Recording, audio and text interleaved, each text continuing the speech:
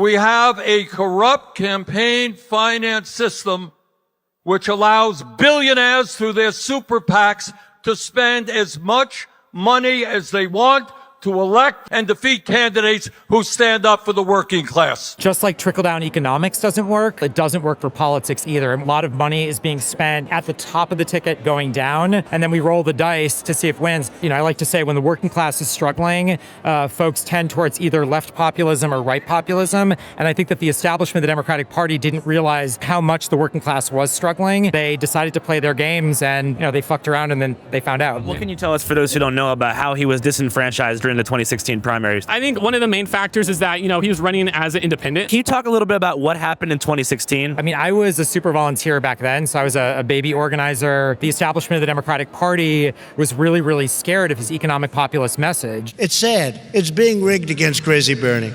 Crazy Bernie's going to go crazy. The Democratic Party is very hard against people that aren't going to be a part of the Democratic Party because they have a lot of funders that are for them. Secretary Clinton was busy giving speeches to Goldman Sachs for $225,000 a speech.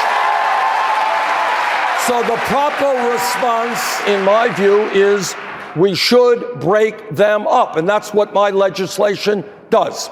If Bernie's running as an independent and kind of going against the Democratic Party to some extent, they're going to look past him and kind of do as much power to get rid of him, because at the end of the day, the Democratic Party is also not as progressive as you may think they are. I feel like Democrat and the Republican Party are pretty much identical, especially nowadays where they're passing most of the bills that the Republican Party are even putting forth. The corporate Democrats and the political right knows that left populists, that we're the enemy because we actually are offering the thing that the country wants. Well, I just think we should live in a democracy where everyone has an equal voice. And when somebody's worth billions of dollars, it doesn't matter how your democracy is set up, they're going to have an undue influence. And obviously we need to undo Citizens United. We need to tighten campaign finance laws. What is Citizens United for somebody unfamiliar?